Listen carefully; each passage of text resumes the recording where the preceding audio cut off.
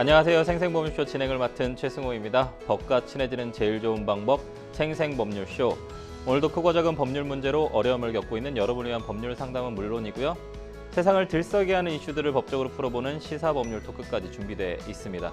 법률과 관련해 궁금한 내용이 있으신 분들은 상담전화 0257-8295번으로 연락 주시거나 법률방송 홈페이지 접속 후 법률상담 게시판에 문의 남겨주십시오. 그리고 아래 하단에 보이는 이메일, 카카오톡으로도 상담 문의 받고 있습니다. 각 분야 전문 변호사가 무료로 성심성의껏 상담해드리니까요. 많은 참여 바라겠습니다. 지금 이 방송은 유튜브를 통해서도 실시간으로 함께 방송되고 있으니까요. 많은 시청 부탁드리고요. 유튜브를 통한 소통의 창구도 활짝 열어두겠습니다. 그럼 오늘 도움 주실 변호사님 소개해드리도록 하겠습니다. 법률사무소 오페스의 송혜미 변호사님 자리하셨습니다. 어서 오십시오. 안녕하세요. 법률사무소 오페스의 송혜미 변호사입니다. 네, 변호사님. 오늘도 억울하고 답답한 분들에게 명쾌상쾌 통쾌한 상담, 유익한 상담 해주시길 기대해 보도록 하겠습니다. 네, 생생법률쇼 그럼 오늘 접수된 상담 미리 살펴볼까요? 가상화폐 투자 믿고 송금한 6천만 원. 버스 타려면 미리 준비해야 하나요? 강제집행 면탈에 대해서 알려주세요. 빚도 재산분할에 들어가나요? 까지요. 다양한 분야의 상담이 접수되었습니다. 잠시 후 변호사님과 함께 속 시원한 해결책 찾아보도록 하겠습니다. 시청자 여러분도 어떤 해결책이 제시가 될지 계속해서 함께 지켜봐 주시길 바라겠습니다. 네, 생생법률쇼 첫 순서는 시청자 여러분이 법과 친해지길 바라면서 법적인 상식을 유익하게 설명해 주는 시간, 새롭게 시행되는 법령을 한눈에 쏙 살펴보는 이달의 법령으로 시작합니다. 오늘 살펴볼 법령은 공공주택특별법입니다. 먼저 좀 주요 내용 좀 살펴봐 주시겠습니까? 네, 개정안의 주요 내용을 살펴보면은요. 예. 기존에는 이제 지구 지정 이후에야 보상 협의가 시작되었지만 이제는 지구 지정 전에도 협의 매수를 진행할 수 있도록 제도화되었습니다. 그리고 보상 협의에 적극적으로 응한 주민에게는 추가 가산금이라고 해서 협조 장려금을 지급할 수 있는 근거도 마련되었습니다. 그리고 사업 인정 고시 이후에만 가능했던 보상 절차가 최대 1년 이상 앞당겨질 수 있도록 해서 주민들의 불확실성을 줄이는 효과를 기대하고 있습니다. 그리고 세제 혜택도 있는데요. 양도소득세 감면 등 혜택을 주어서 사업 인정 고시와 연계돼서 보상 시점이 빨라지면 주민들의 세금 부담도 완화될 수 있도록 개정되었습니다. 그렇군요.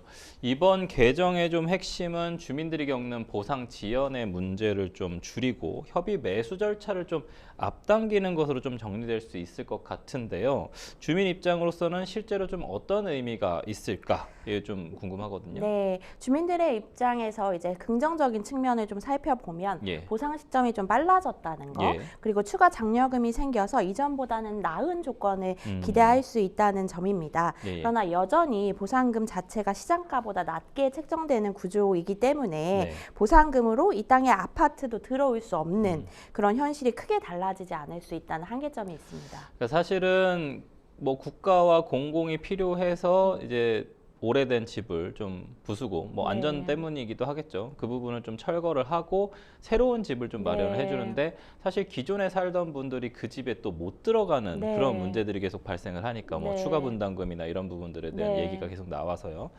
그런데 지금 이 개정안을 보면 사업성 측면에서 봤을 때 시행을 하는 입장에서는 상당히 사업성이 좀 좋아질 것 같아요. 그러니까 뭐 보상비는 조금 늘어날 수는 있지만 사실상 뭐 퇴거를 시키거나 철거를 할 수 있는 시기가 좀 앞당겨짐으로써 행정 절차에 좀 간소화가 되면서 사업성이 좀 더 좋아지면 사실 또 이제 추가 분담금이나 대출 관련된 부분까지 해결이 된다고 하면 어떻게 보면 또 기존에 살던 분들이 조금 더 들어올 수 있는 확률이 좀 더 올라가지 않을까라는 생각도 있는데 당장은 또 기존에 살던 분들이 그렇다고 해서 이거 조금 뭐 2천만 원, 3천만 원 더 올려준다고 해서 뭐 내가 어떻게 이 집으로 새 집에 들어올 수 있냐. 차라리 이제 부시지 마라. 이게 또 알박기하고 또 연결되어 있지 않습니까? 그렇죠. 그러니까 그런 부분들이 좀 있어서 이게 완벽한 좀 뭔가 해결책은 좀 안 될 것 같다라는 말씀해 주신 것 같아요.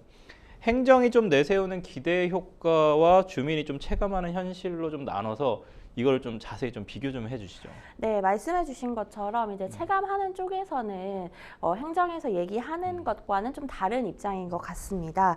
그래서 크게 한 5가지 정도로 구분해서 말씀을 네네. 드리면은요, 이제 행정에서 아까 가장 크게 내세우고 있는 이제 보상 시점, 예. 이제 지정 전에도 협의 매수를 진행할 수 있어서 보상 절차가 빨라진다라는 네. 것을 이제 기대하고 있는데요. 주민들이 체감하는 것은 이제 어찌 됐거나 시점은 빨라질 수 있지만 이것보다도 중요한 게 금액인데, 금액인데. 예, 이런 여전히 감정평가의 기준이라는 것 때문에 예. 실제 거래가와는 차이가 크다는 점이 네. 결국에는 현실적으로 달라지는 것이 없다. 실거래가를 반영하지 못한 네. 부분이 있다. 네.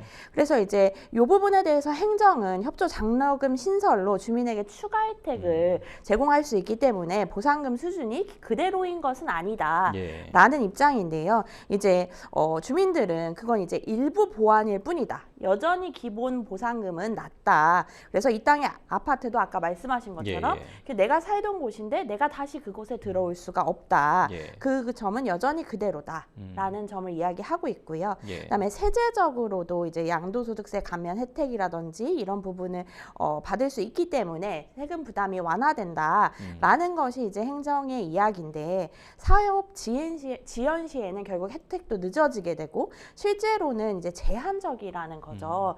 체감하는 입장에서는 이게 뭐 완전히 근본적인 해결책이 아니기 때문에 예. 결국에는 제한적이다라는 것이고 주거 안전적인 측면에서도 공공임대나 분양주택 공급으로 이주 대책을 마련한다는 것이 정부의 입장인데 결국에는 그 공급 물량 자체가 제한적이고 조건도 맞지 않는 경우가 많아서 그곳에 살던 사람들이 결국에는 외곽으로 더 밀려나게 되는 내가 살던 지역에 살 수 없게 되는 그런 일이 일어난다는 거죠. 그래서 이제 공동체 갈등 완화 같은 경우에도 신속한 보상으로 갈등을 줄이고 사업 추진을 원활히 한다는 것인데 결국에는 앞서 말씀드린 문제들이 해결되지 않기 때문에 그런 불만과 이주 문제로 결국 주민들의 입장이 각각 다 달라지게 되고 예. 그런 갈등으로 인해서 오히려 더 심화될 수 있다는 점들을 이야기하고 있습니다.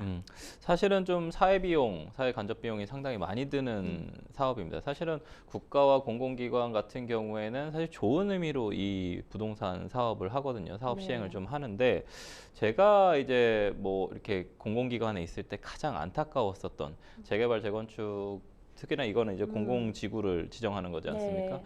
가장 안타까웠던 건 이제 80, 90 되신 할아버님이 한 분이 찾아오셨어요. 근데 내가 이 집을 너희들한테 주고 이걸 부셔서 새 아파트를 지으면 언제 분양될지 모르는데 난 여기에 내 남편 이미 먼저 떠나보낸 남편과 내 자식하고 같이 살았었던 추억이 다 서려 있는 이 집이야. 네네. 근데 이 집을 뭐 젠트리피케이션 지금 방금 얘기해 네. 주셨지만 내가 쫓겨나서 다른 곳으로 네. 갔을 때 내가 왜 내 집을 뺏겨야 되냐 이 얘기거든요. 근데 이제 예를 들어 70% 동의율을 넘으면 어찌든 또 나가야 되는 네. 강제로 국가가 과연 나에게 나의 사유재산권을 침해하면서 과연 그걸 내보낼 수 있는 권한이 있는가? 그 할머님 사연을 듣는데 좀 가슴이 아팠었던 네. 게 있었던 것 같아요. 본인이 이제 살 날이 얼마 남지 않았다. 그냥 5년만 10년만 그냥 이대로 놔두면 안 되냐. 근데 거기는 또 재개발이나 재건축이 필요한 지역이었고 네. 공공에서 그런 어떤 사회 비용, 간접 비용들을 좀 해결할 수 있는 방안들 이런 부분들을 사실 머리를 맞대고 이런 아주 특수한 케이스들을 좀 해결할 수 있는 어떤 묘책이 좀 필요할 것 같거든요. 있으신가요? 아니 저는 네. 사실 그런 특수한 케이스들이 있다면 네. 국가가 그분들은 뭐 예를 들어 대통령실이든 어디든 직접적으로 들어가서 얘기를 해야 된다고 생각을 해요. 그러니까 뭐 보상비가 아니더라도 예를 들어서 그 집에 오랫동안 최소한 철거 직전까지 살 수 있게 해주고 이주 보상비나 이런 부분들 물론 어떤 동일 선상에 있는 분들에게 차별이 또 될 수도 있겠지만 그런 부분들에 대해서 서운하지 않을 정도의 어떤 혜택을 보장해야 되는 부분도 분명히 존재를 한다고 생각하거든요. 그래서 그런 부분까지 이렇게 어우를 수 없다면 과연 이런 그렇죠. 사회적인 어떤 그냥 단순히 밀어붙이기 식으로 과연 할 수 있는 사업인가? 공공사업이라는 것이 그러니까 그런 부분들도 좀 제가 좀 느껴져서 그쵸. 사실 지금 나온 이 혜택 수준은 보수 정권이든 진보 정권이든 그냥 이 정도 수준까지는 할 수 있는 것 같아요. 그러니까 이게 네. 꼭 어떤 지금 정권이 들어서서 뭔가 대단히 더 개선된 입법을 한 것이다, 혹은 어떤 혜택을 더 주어가지고 사업성을 빨리 만드는 것이다, 그렇게 보이지는 않는다라는 거죠. 이 문제가 사실 아까 얘기했었던 협조 장려금만 보더라도 우리 이제 뭐 반포지구나 이런 서초 쪽에 봤을 때 예전에 뭐 명품백 살포하고 뭐 몇 억씩 주고 아, 네, 이런 네, 네. 문제를 네. 어떻게 보면 제도화 시켜버리는 또 제도일 아, 수도 있거든요. 음, 그러니까 뭐 협조 장려금이다? 그럼 누군 받고 누군 안 받고? 그쵸. 이런 문제들이 있을 수 있기 때문에 그쵸. 과연 이 규정을 만든 것이 부작용이 없을까라는 음. 질문에 있어서는 저 개인적으로 좀 우려되는 바가 좀 있다라는 네. 부분이거든요. 그쵸.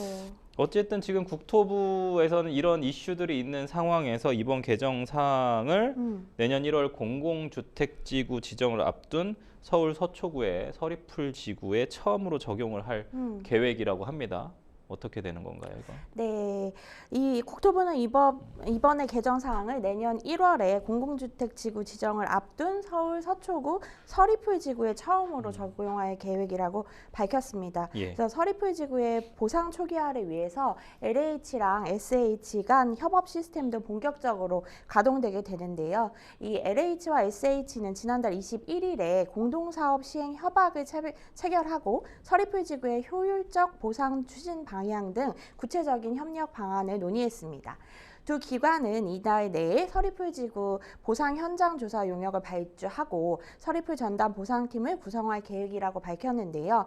서리풀 1지구 총주민대책위원회 이만춘 사무국장님은 주민 의견 수렴과 소통이 없는 일방적인 1월 조기 지구 지정과 공공주택 특별법 개정에 의한 지구 지정 전 토지 물건 조사에 결사 반대한다고 주민 측에서는 밝히기도 했습니다.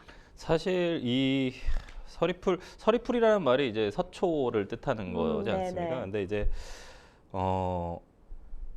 국가나 공공 LH나 이제 국토교통부에서는 어쨌든 새 아파트는 계속 네. 공급을 해야겠고, 네. 그러면 결국 그린벨트를 풀어서 해야 되는 상황들인데 또 좋은 지역에 또 공급을 해야 될 것 같고 하니까 이제 서리풀 1지구, 2지구를 뭐 이제 얘기를 하는 겁니다. 사실 네. 서리풀 2지구 옆에는 3기 신도시, 과천 주암동 쪽에 있는 3기 신도시가 또 계획이 그쵸. 되어 있거든요. 네네. 그래서 3기 신도시하고 연결해서 서리풀 1, 2지구에 대한 부분이 있고 그 부분에 대해서는 서초구청장도 상당히 큰 관심을 갖고 밀어붙이고 있는 상황이에요. 특히나 이제 SH는 또 서울시이지 않습니까? 네. 그래서 서울시와 서초구는 어쨌든 이 상황에서 이걸 좀 하자라는 부분인 것 같고, 뭐 정권 입장에서도 어쨌든 좋은 지역에 좀 더 값싸게 공급할 수 있으면 뭐 표에도 도움이 되기 때문에 LH를 통해서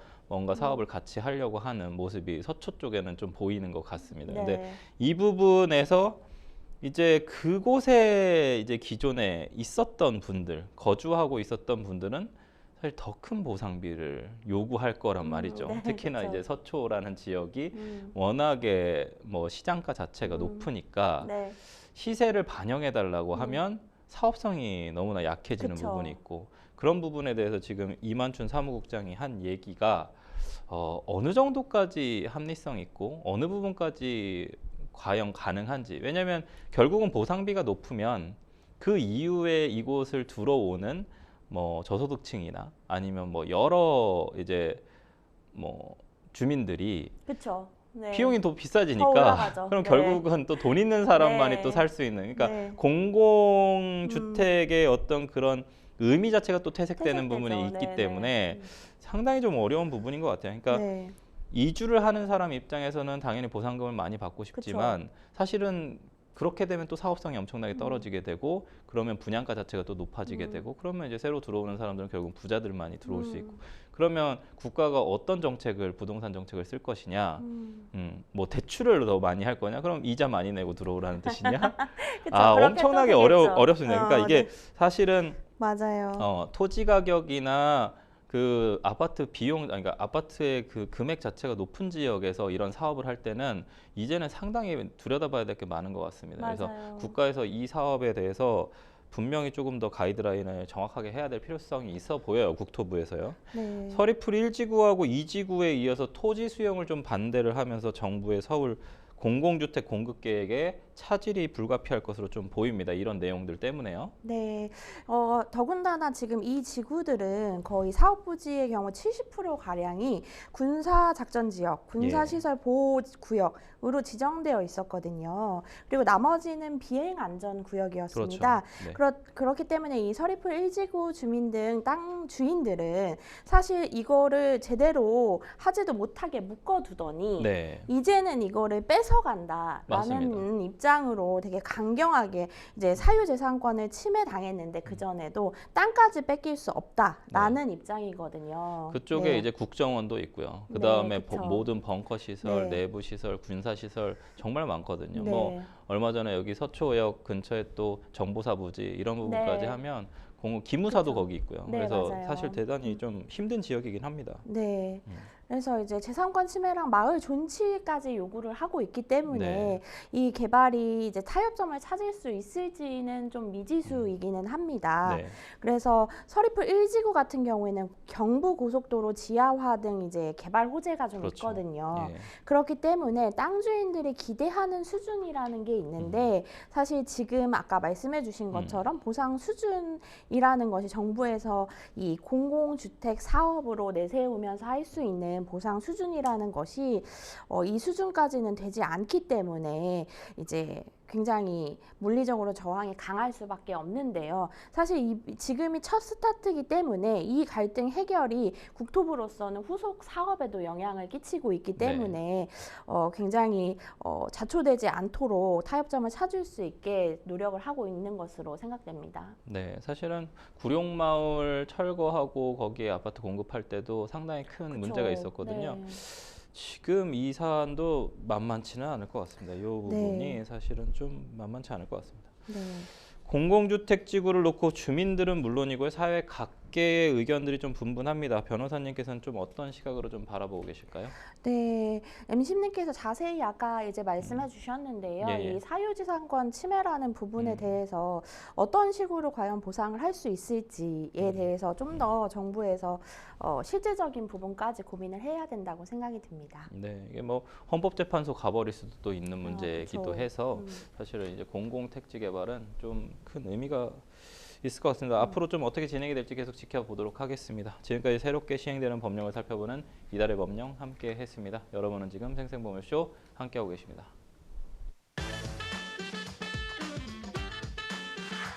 어렵고 복잡한 법률 문제로 고민하고 계신가요? 그렇다면 생생법률쇼가 도와드리겠습니다. 생생법률쇼에선 민사, 형사, 가사 등 각 분야 전문 변호사들이 매년 800여 건의 법률 문제를 속 시원하게 해결해드리고 있는데요. 그럼 무료로 법률 상담을 받을 수 있는 3가지 방법 지금부터 소개합니다. 첫째, 02-557-8295번으로 전화해 법률 상담 신청을 한다. 둘째, 법률방송 홈페이지에 접속해 법률 상담 게시판에 사연을 올린다. 셋째, 지금 화면에 나오고 있는 이메일 주소로 사연과 연락처를 보낸다. 속 시원한 법률 상담 프로그램 생생법률쇼. 지금 바로 상담 신청하세요.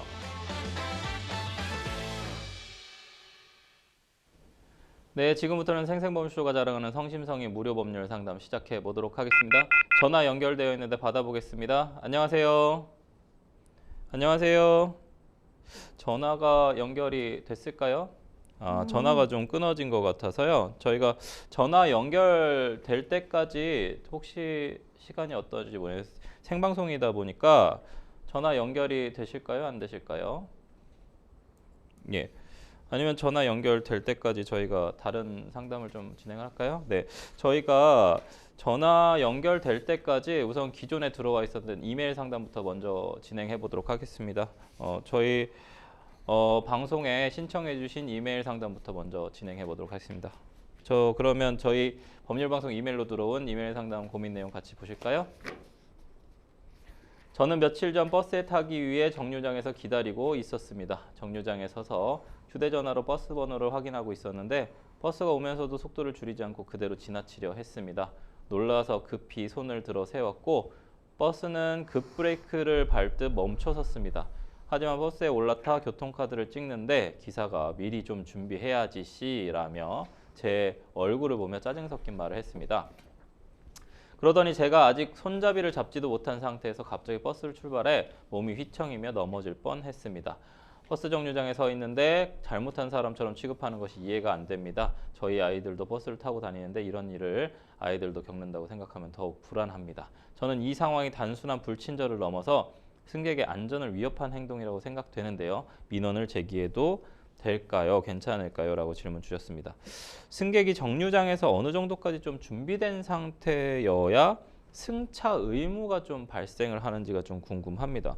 손을 흔들어서 좀 알릴 의무가 있을까요? 아니면 뭐 만약 승객이 좀 정류장에 앉아만 있다면 버스는 정차하지 않아도 되는 걸까요? 상당히 이런 부분들 생각해보지 않은 부분들인데 네. 어떻습니까, 변호사님? 여객 자동차 운수 사업법 상으로는 예. 버스는 정당한 사유 없이 승차를 거부할 수 없지만 그 전제는 승객이 승차 의사를 명확히 표시한 경우라고 합니다. 네. 그렇지만 다만 손을 막 흔들어야 한다 이런 명시적인 의무는 따로 있는 것은 아닙니다. 네. 그냥 버스 기사님이 인식할 수 있을 정도의 외형적인 동작만 있으면 예. 승차 의사를 했다고 보는데요. 이제 판례 같은 경우에는 손을 흔들거나 아니면 예. 일어서서 전방으로 이동하거나 뭐 이런 정도의 전형적인 행위들을 이제 승차 의사를 표현했다. 라고 봅니다. 그래서 손을 꼭 흔들어야만 승차 의사를 표현했다라고 할 수는 없지만 네. 아무 표시도 없이 가만히 있다거나 아니면 정류장에 그냥 앉아 있었다거나 하는 것들은 승차 의사로 인정되지 않을 수 있습니다. 대부분 근데 승객들이 좀 이렇게 뭐 그 승객이 우리 버스를 탈지 안 탈지는 모르지만 승객이 승차장에 있다면 대부분 그쵸. 버스가 문을 정차를, 열고 그쵸. 한번 확인하는데 네, 이렇게까지 하는 또 기사님이 있다라는 게 상당히 좀 특이합니다. 그렇죠. 버스가 정류장에 승객이 서 있는데도 속도를 좀 줄이지 않고 만약에 지나치려 하는 상황, 이 상황을 승차 거부로 볼 수 있을까요, 변호사님? 이제 서 있었는데도 네. 버스가 감속조차 하지 않고 그대로 통과하려고 했다면 승차 거부에 해당할 가능성이 상당히 높기는 네. 합니다. 네네.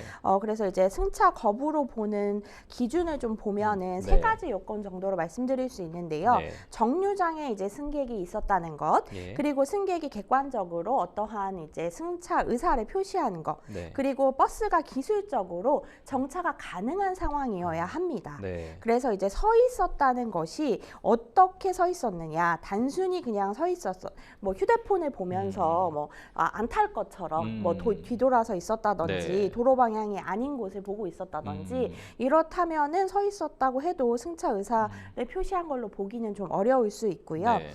그리고 또 버스가 기술적으로 정차하기 어려운 뭐 어제 날씨 같은 그렇죠. 상황이어서 네. 정차할 수가 없다. 뭐 네네. 이런 상황이라면 승차 거부로 보기는 좀 어려울 것 같습니다. 예를 들어 뭐 자동차 버스가 고장이 나가지고 그냥 지나가야 되는 네. 상황들도 있을 수 있으니까 네. 그런 경우군요. 기사가 미리 준비했어야지라면서 승객한테 짜증을 낸 거는 민원 제기나 좀 신고가 가능한 사안입니까? 사실은 뭐 요게 불친절은 맞는데 네. 사실 뭐 형사적으로나 뭐 어떻게 폭언까지 볼 수 있는 상황이냐라고 네. 하면은 또 그렇지는 않거든요. 네. 네. 그리고 승객을 분명히 위축시키는 말투이기는 하지만 네. 어떻게 보면은 그냥 짜증이 섞였던 불친절 행위 정도로 보일 수 있을 것 같습니다. 네. 그래서 이제 뭐 버스 회사에 민원 제기 정도는 불친절한 기사다. 뭐 요 정도의 민원 제기는 가능하겠지만 예. 어떤 형사상으로 이거를 뭔가 신고할 수 있다든지 고소할 수 있다든지 하기는 좀 어려울 것 같습니다. 승객이 지금 교통카드를 찍고 올라서서 자리로 이동 중에 그냥 급출발을 한 것 같아요. 손잡이를 좀 잡기도 전에 버스가 이렇게 급출발한 행동이 안전배려 의무 위반에 해당이 되는지, 특히나 넘어졌으면 확실히 좀 다쳤을 네. 것 같거든요. 이랬을 때 넘어지지 않아도 처벌 사유가 되는지요? 일단은 요런 상황은 안전배려 의무 위반일 가능성은 매우 높아 보입니다. 네. 그래서 이제 여객 자동차 운수 사업법이나 도로교통법 상으로 이제 버스 기사 같은 경우에는 좀 더 이제 주의 의무가 강화된 의무를 진다라고 네네. 되어 있는데요. 그래서 안전한 자세를 취하기 전에는 출발하면 안 된다. 예, 예. 라고 되어 있습니다. 그래서 안전한 자세라는 것은 결국에는 아까 MC님이 말씀해 주신 것처럼 예. 좌석에 착석을 완료한다든지 네. 아니면 최소한 손잡이나 기둥을 확실히 잡은 상태라고 볼 수 있기 때문에 단순히 교통카드를 찍은 후는 안전한 상태라고 보기는 어려울 것 같습니다. 이 경우에 버스 회사에 민원을 넣으면 어떤 조치가 좀 가능합니까? 버스 회사에서는 이제 운수 종사자에 대해서 경고를 하거나 네. 교육을 줄 수 있습니다. 네. 그리고 이 기사에 대해서 이제 민원 누적 시 어떠한 제재, 회사 내에 징계를 처리할 수도 있습니다. 아, 징계가 또 될 수도 있는 사안이군요. 마지막으로 좀 상담자님에게 승객의 권리를 좀 행사할 수 있는 방법이나 조언 좀 부탁드리겠습니다. 네, 지금 이 경우 같은 경우에는 아까 말씀드린 것처럼 버스 회사의 민원을 제기하는 거 정도의 해결 방법이 있을 것 같습니다. 그래서 이제 뭐 CCTV를 열람해 달라든지 아니면 불친절한 기사로 신고를 한다든지 뭐 이 기사에 대해서 교육을 제대로 해달라라고 한다든지 하는 방법으로 할 수 있을 것 같습니다. 민원 제기하는 부분. 네. 네, 저희는 아까 또 여기 뭐 이메일 상담 여기까지 마무리하고요. 아까 연결되지 못했었던 전화 상담 연결해서 상담 진행해 보도록 하겠습니다. 네, 여보세요. 안녕하세요. 예, 수고하셨습니다. 네, 전화 잘 들리시죠? 전화 잘 들리시나요? 예, 예. 네, 안녕하세요. 어떤 점이 궁금해서 연락 주셨을까요? 아, 다름이 아니고요. 예, 예. 가상화폐 코인에다가, 예, 예. 돈을 벌어준다고, 네. 투자를 했어요. 아, 벌어준다고요? 돈을 이렇게 벌어준다고 돈을 예, 보내셨어요? 네. 예, 한 달에 40만 원씩 끈다고 2,600만 원씩 세 사람이, 투자를 했어요. 네. 근데, 지금 2018년도 했는데 지금까지 계속 미루고 돈도 아무것도 없이 그냥 이때까지 왔어요, 지금까지. 예. 그 어떻게 해야 되나 싶어서 전화를 아, 했습니다. 그렇군요. 가상화폐 투자를 공동으로 세 분이서 하셨는데 아니, 따로따로 했어요. 네. 예, 예. 그러니까요. 뭐 지인을 따로따로 소개로. 2,600만 원씩 어쨌든 그 예, 누구한테 예, 예. 주셨어요, 돈은? 아는 사람 지인한테요. 아, 아는 지인한테 주셨는데 예, 예. 옆에 예. 송혜미 변호사님 나와 계시거든요. 인사 나누시고 상담 받아보도록 예, 하겠습니다. 예. 네, 안녕하세요. 저는 송혜미 변호사입니다. 예, 수고하십니다. 네, 제가 네, 몇 가지 제가 몇 가지 질문 드릴게요. 예, 예. 이 투자 관련해서 계약서 같은 건 혹시 쓰셨나요? 지갑을 만들어준다고 그러더라고요, 지갑을요. 아, 가상화폐 관련해서 지갑을 만들어준다. 예, 가상화폐. 예. 그러면 계약서 같은 건 안 쓰셨을 것 같은데, 그러면은 뭐 이제 아까 한 달에 내가 돈 얼마를 주면 40만 원은 줄게라고 했다고 예. 하셨잖아요. 그 예, 얘기는 말로 하신 거예요? 문자로 하신 거예요? 뭐 어떻게 하신 거예요? 그냥 말로 했죠. 아는 사람이게요. 그러면 2천만 원씩 6천만 원을 송금했다고 했는데 우리 상담자님은 2천만 원 한 거예요? 2,600만 원씩 했죠. 2,600만 원. 예. 2,600만 원씩 했는데 이거는 그럼 예. 세 사람이. 한 번에 보내신 거예요? 아니, 그러죠. 예, 조금씩 나눠서부터 보내고. 그러니까 뭐 매달 보내신 거예요? 한꺼번에? 아니요. 같이 목돈으로 보냈죠. 그랬을 때 그러면은 2018년 몇 월에 보내셨는지 혹시 아세요? 한 6월달 정도 될 거라요. 6월쯤 보내셨어요. 그러면은 7월부터는 40만 원 받으셨어요? 아유, 그런 거 이때까지 그런 것도 없고. 40만 원 이제- 수익 준다 그랬는데 한 번도 안 주셨어요? 예, 이때까지 지금 지나왔죠. 그냥 제대로 안 올랐다고 그래서 화폐 그 자체가 안 올랐다고 그래서요. 그러면은 그 다음에 돈 왜 안 줘? 뭐 이런 얘기는 어떻게 하셨어요? 전화로 하셨어요? 문자로 하셨어요? 만나서 하셨어요? 뭐 어떻게? 만나기도 많이 했고 음. 전화로도 많이 했고 그랬어요. 만나서도 했고 전화로도 했고 예, 예, 예. 만나는 거는 어디서 만나셨어요? 뭐 저 시내에서도 만나고 우리 집으로 촌이기 때문에 1시간 거리인데 집에까지 오기도 자주 왔어요. 아, 그럼 이 사람이 집으로 오기도 했어요? 예, 예. 집에는 왜 왔던 거예요? 이 돈 때문에 왔던 거예요? 아니면은 뭐 이거 다른 설명해 주러요. 아, 설명해 주러. 예, 가상화폐 설명해 주러요. 설명해 줄 때 무슨 종이로 설명해 주거나 뭐 이런 건 없었어요? 그런 건 없고 뭐 그것이 제대로 뭐요 안 올랐다고 그럴 글도만요. 음.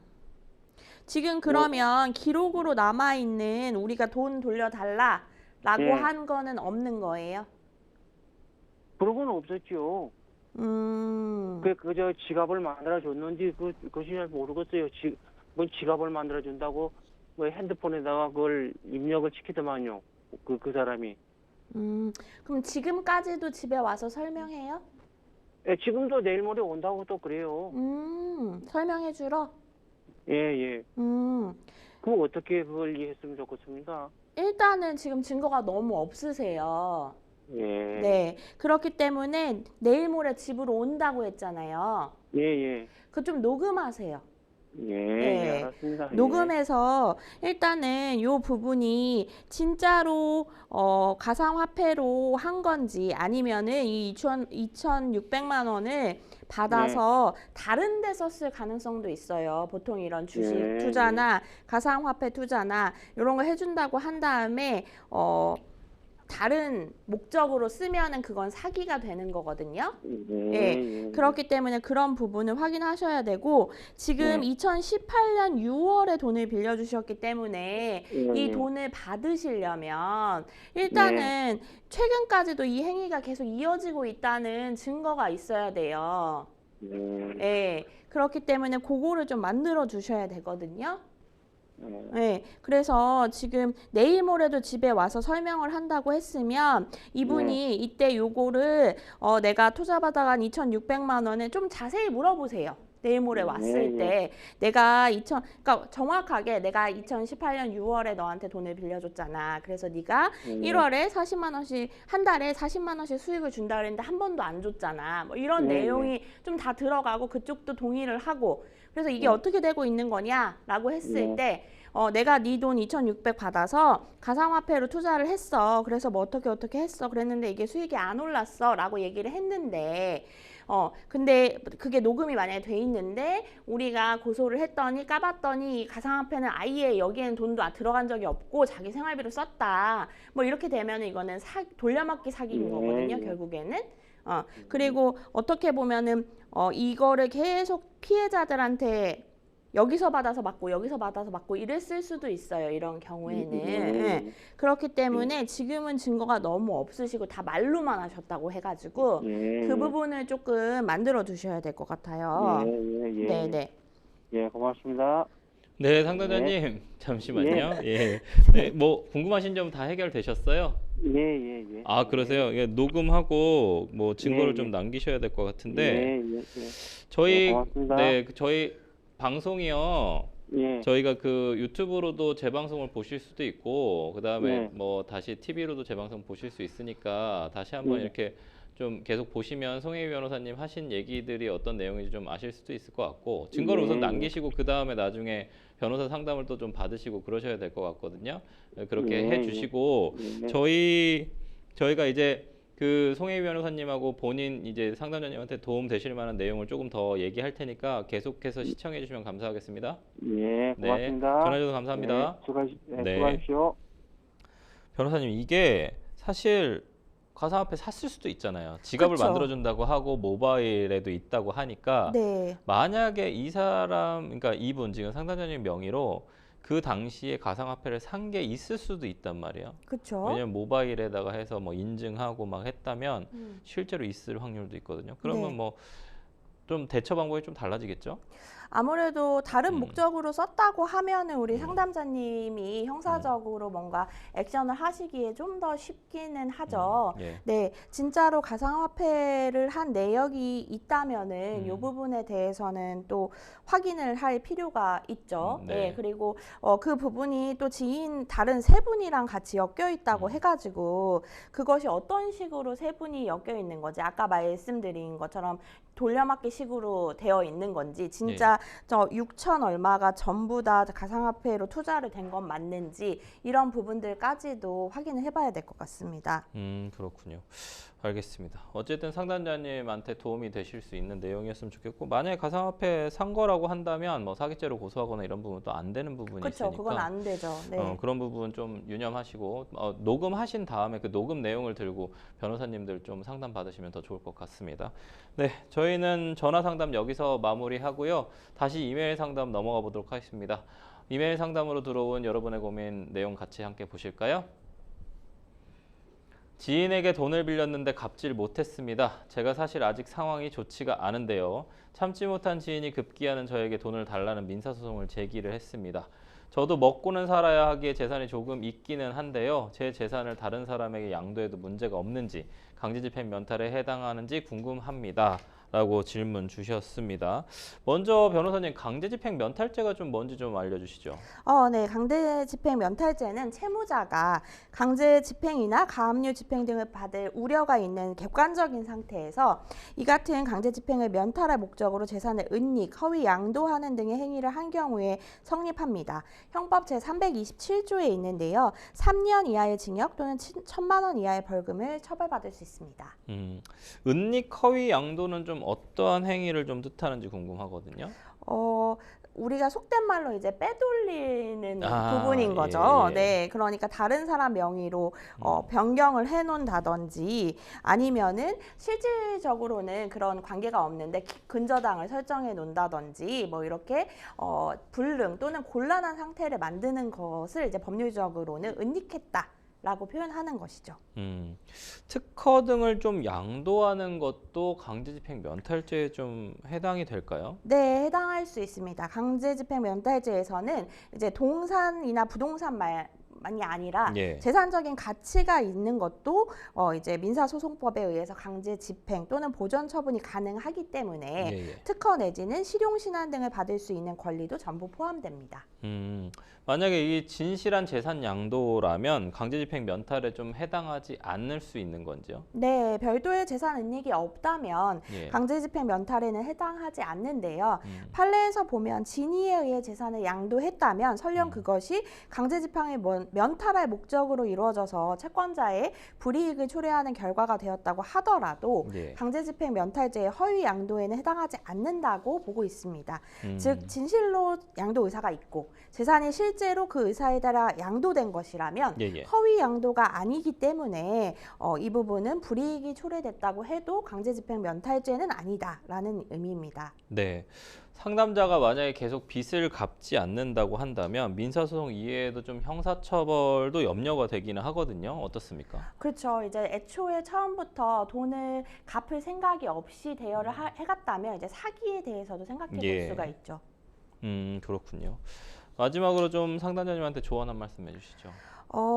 이 부분은 이제 섣부르게 이제 허위로 다른 사람에게 옮겨놨다가 예. 요즘에는 다 나오거든요. 네.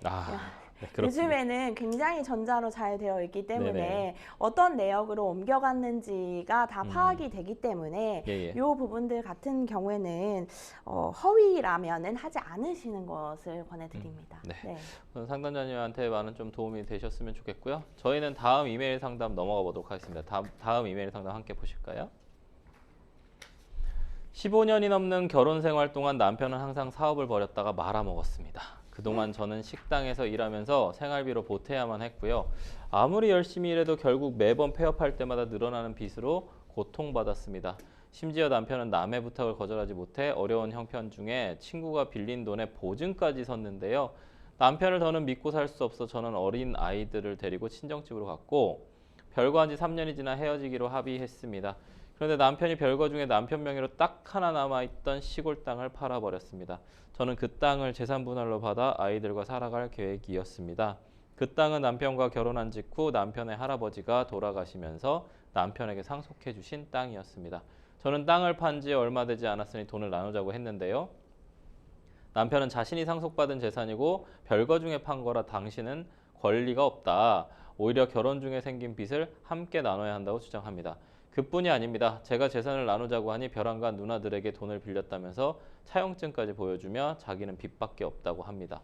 빚이 힘들어 이혼하는데 남편의 빚을 제가 책임져야 하는 게 맞는 건가요? 라고 질문 주셨습니다.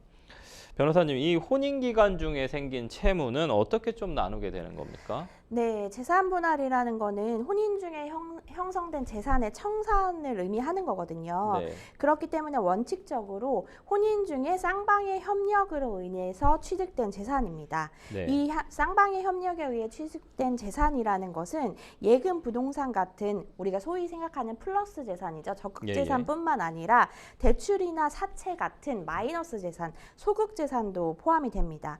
그래서 부부 일방이 혼인 중에 제3자에 대해서 채무를 졌을 때 그 채무가 일상가사, 그러니까 공동의 생활을 위해서 진 채무라고 하면 그 채무도 부부가 함께 나눠야 하지만 가정생활과는 완전히 무관하게, 예를 들어서 뭐 도박에 대한 채무라든지 그런 개인의 채무는 재산분할 청산의 대상이 되지 않습니다. 네. 네.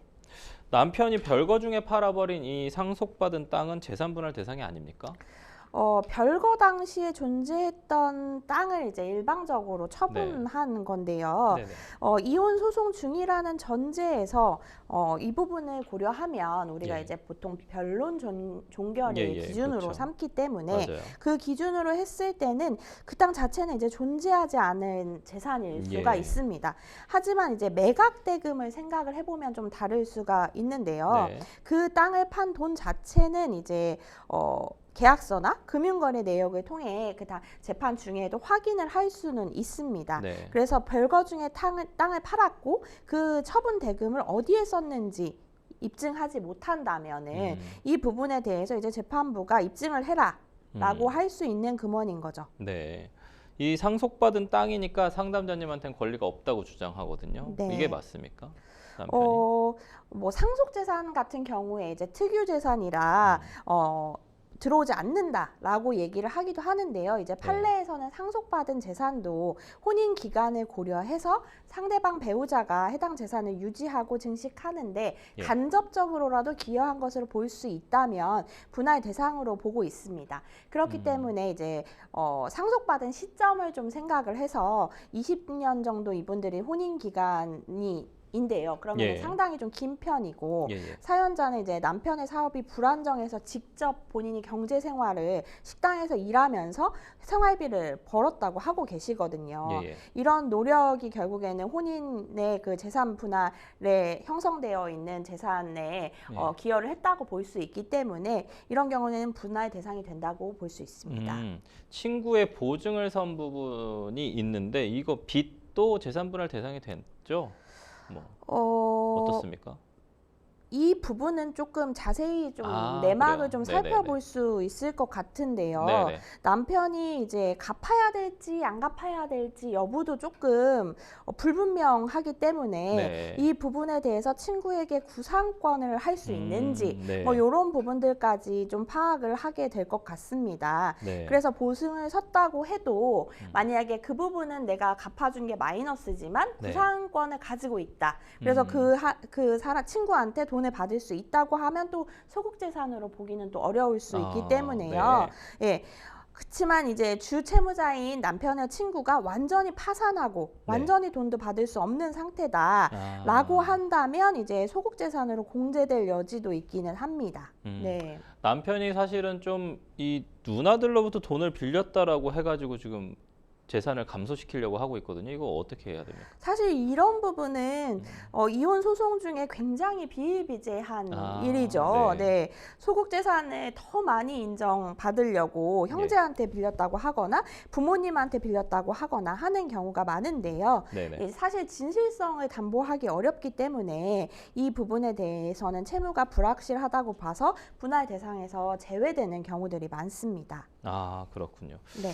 아무쪼록 상담자님한테 이 내용이 좀 도움이 되셨으면 좋겠고요. 저희는 다음 이메일 상담 넘어가 보도록 하겠습니다. 어떤 고민 내용인지 함께 보실까요? 지난 토요일 오전 경비실에서 연락이 왔습니다. 차량을 주차구역 아닌 곳에 세워뒀다면서 다시 주차하라면서요. 남편은 전날 만취 상태로 집에 들어왔고 그때까지 자는 상황이었죠. 제가 차 키를 가지고 주차장에 내려갔습니다. 주차를 다시 한 후에 왠지 기분이 묘해서 블랙박스를 확인했는데요. 남편과 함께 어떤 여자의 목소리가 들렸습니다. 블랙박스 메모리 카드를 가져와 확인했는데 남편과 사귀는 여성과의 대화, 애정행위까지 블랙박스에 그대로 녹음이 되어 있었습니다. 사귄 지 꽤 오래된 연인의 대화였습니다. 너무 괘씸해서 기절할 것 같았습니다. 남편에게 누구냐고 다그쳤지만 입을 꾹 다물고 있습니다. 상간녀를 찾아내 혼쭐 내고 싶은데 아직 다른 정보는 알 수가 없습니다. 블랙박스 장면으로 상간녀 소송을 할 수 있을까요? 그리고 이번 일로 남편이 각서를 쓰기도 했습니다. 이런 일이 다시 생기면 아이도 재산도 한 푼 못 받고 몸만 나가겠다는 내용으로요. 이 각서가 법적인 효력을 가지려면 어떻게 하면 될까요? 라고 질문 주셨습니다. 우선 먼저 변호사님, 블랙박스 그냥 단순 녹화 내용으로 상간자 소송은 가능합니까? 이제 상간자 소송이라는 건 결국 손해배상 청구를 하려면 그렇죠. 기혼 사실을 알고도 네. 만남을 가졌다는 점이 입증이 돼야 되는데요. 네. 결론부터 말씀드리면 이 블랙박스 대화 녹음에 이런 내용이 포함되어 있다면 가능합니다. 네. 이제 가정법원이나 민사법원에서는 형사재판과는 달리 통신비밀보호법이 금하고 있는 도청 이런 부분에 예. 대해서 증거 능력이 없으니까 안 된다라고 보기보다는 일단은 증거로 제출할 수 있기 때문에요. 그런 부분이 포함되어 있다면 가능하실 걸로 보입니다. 지금 상간녀가 누군지 좀 알 수 없는 상황이거든요. 이 누군지 알 수 없는 상황인데도 좀 가능합니까? 처음부터는 사실 인적 사항을 모르는 경우가 그렇죠. 더 많죠. 예. 그래서 전화번호나 주소, 차량 번호 혹은 뭐 사업자 등록번호나 뭐 아니면 식별할 수 있는 개인을 식별할 수 있는 정보가 있는 존재를 단 하나라도 알고 있다면 법원을 통해서 이 정보를 조회해 주세요라고 해서 인적 사항을 특정할 수가 없습니다. 네. 근데 이조차도 사실 확인이 어렵다. 네. 전혀 뭐 이름도 모른다라고 네. 하면은 이 목소리만으로는 사실 할 수가 없는 거죠. 그러면 결국에는 남편에게 압박을 해서 얻어내는 방법밖에 없겠네요. 그렇죠. 아니면 네. 남편 핸드폰을 볼 수밖에 없는 상황이 되는 거 아닙니까? 이제 판도라의 상자가 열리는 최소한 거죠. 전화번호라도 알아야. 네, 맞습니다. 혹은 네. 아니면 그 여자분 그 블랙박스 내용에 어딜 갔는지 뭐 그렇죠. 네. 차 번호 네. 뭐 최소한 뭐라도 아니면 신용카드 네. 뭔가는 알긴 알아야 네, 될 것 뭔가 같은데요. 한 가지라도 알아야 됩니다. 아까 좀 살짝 얘기해 주시긴 하셨지만 아내가 남편 자동차의 블랙박스를 본 게 법적으로 좀 문제가 되지 않을지.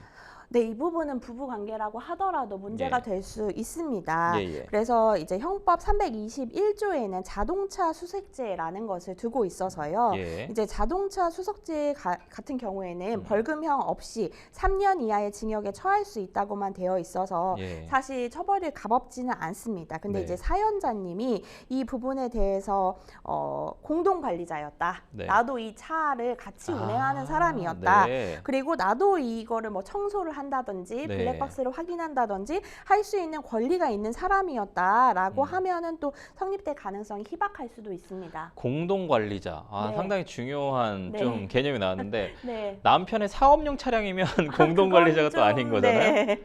어려울 그러면 수 있죠. 네. 예를 들어서 지금 말씀해 주신 자동차 수색제도 얘기해 주셨지만 통비법 관련된 부분도 좀 걸릴 네. 것 같긴 해요. 그렇죠. 이제 네. 대화의 참여자가 아니기 때문에 네네. 이제 대화의 참여자인 사람이 녹음을 하면 상관없지만 그렇지 않은 사람이 이거를 사용을 하거나 도청을 하거나 감청을 한다면 이 예. 부분은 또 문제가 될 수 있습니다. 네, 상담자님의 어떤 남편이 다시 바람을 피우면 아이나 재산에 대한 권리 없이 좀 몸만 나가겠다는 각서를 쓰셨거든요. 이게 정말 많지 않습니까? 이게 법적인 효력이 좀 있는지 되게 궁금합니다. 네. 네. 이렇게 분쟁이 있었다는 증거 네. 자체는 되는데요. 예. 요것만으로 이제 미리 재산분할 청구권을 포기했다라는 네. 재판상의 효력은 없습니다. 예. 그리고 자녀에 대한 부분 역시 이제 자녀의 복리를 위해서는 면접 교섭이 돼야 되고 양육비 같은 경우도 돼야 되기 때문에 강제할 수는 없습니다. 네. 네. 그러니까 사실상 재산 분할 청구권을 포기한다거나 그러니까 네. 혼인 중에는 안 된다는 네, 거잖아요. 네, 맞습니다. 아, 그러면 이거 각서 의미가 없네요. 이제 증거는 됩니다. 네. 어떤 이제 부정행위로 이런 각서를 있었다. 썼었다, 네. 잘못을 남편이 했었다라는 증거는 될 수 있습니다. 알겠습니다. 아무쪼록 상담자님께서 이 내용이 조금 도움이 많이 되셨으면 좋겠습니다. 네, 생생모쇼 오늘도 마칠 시간이 다 됐는데요. 오늘 함께해 주신 송혜임 변호사님 감사합니다. 감사합니다. 법률 상담 참여 방법 다시 한번 알려드리도록 하겠습니다. 상담 전화 02557-8295번으로 연락 주시거나 법률방송 홈페이지 접속 후 법률 상담 게시판에 문의 남겨주십시오. 그리고 아래 하단에 보이는 이메일, 카카오톡으로도 상담 문의 받고 있습니다. 각 분야 전문 변호사가 무료로 성심성의껏 상담해드리니까요. 많은 신청 부탁드리겠습니다. 오늘 순서는 여기까지입니다. 시청해주신 시청자 여러분 고맙습니다.